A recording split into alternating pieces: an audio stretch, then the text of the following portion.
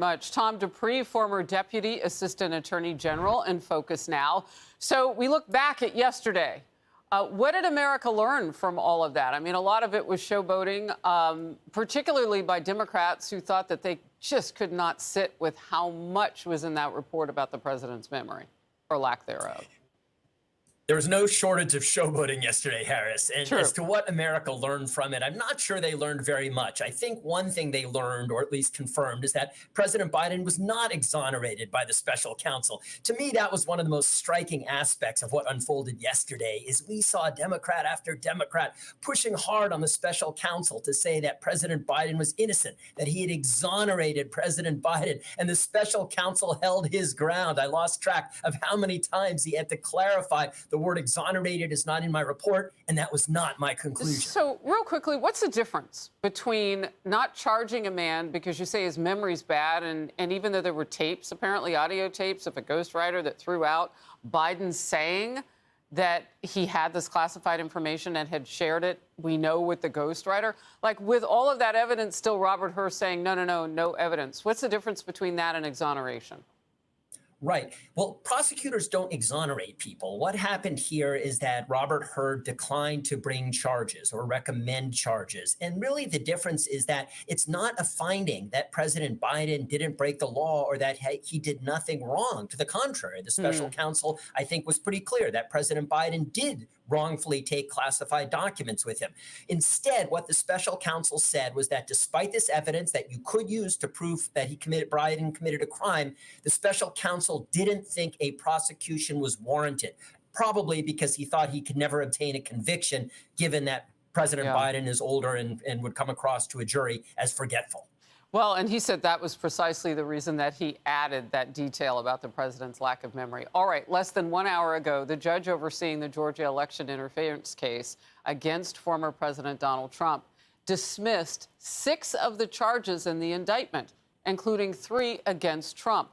But it does leave intact many other charges in the indictment, and the judge wrote that prosecutors could seek a new indictment on the charges he dismissed.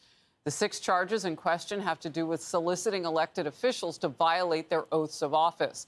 And that includes Trump's phone call to Georgia's Secretary of State asking him to find about 11,000 votes. What's your take on the dropped charges against Trump and others in this case? My take is it's a win for former President Trump and the other defendants. It's not a total win because, of course, there are a lot of charges that still remain, but he did dismiss a bunch of charges against Trump and the other defendants. And the reason the judge did for doing so, Harris, was very interesting. He basically said the prosecutors just hadn't alleged the facts that would show a crime was committed in connection with those charges. And he said that in order to be able to defend yourself in court and exercise your constitutional rights, you have to know the facts that they're charging you with in order to be able to defend yourself. And in the judge's view, the prosecutors just hadn't provided the facts. All right, we'll watch for the other counts and see what happens in this case. As you say, a win for Trump and the other defendants. Hunter Biden has just declined to attend a public congressional hearing. This happened just a few minutes ago, breaking news. It was supposed to happen next Wednesday, and it's on influence peddling. It's part of House Republicans' impeachment inquiry into his father, President Biden. Hunter Biden's attorney says it's due to a scheduling conflict, but we know they've repeatedly been asking for a public hearing. Hunter's former business associates, Tommy Bobulinski and Devin Archer, were also invited to attend. What do you make of all this? I mean, he had that big stunt where he showed up on Capitol Hill unannounced and wanted all that public attention and all the things, and now they back away.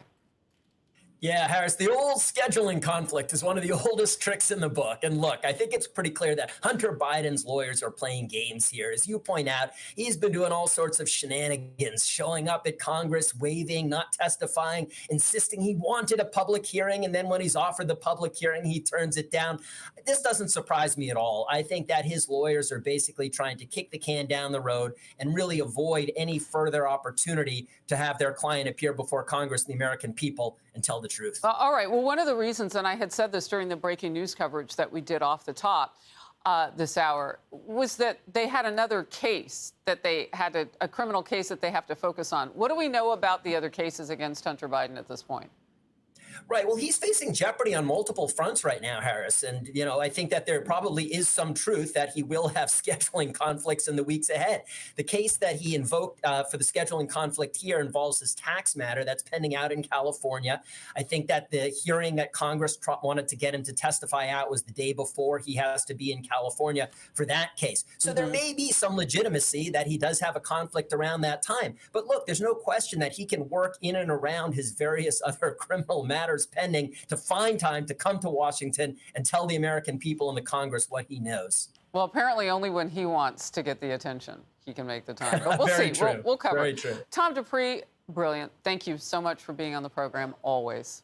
Hey everyone, I'm Emily Campagno. Catch me and my co-hosts Harris Faulkner and Kaylee McEnany on Outnumbered every weekday at 12 p.m. Eastern, or set your DVR.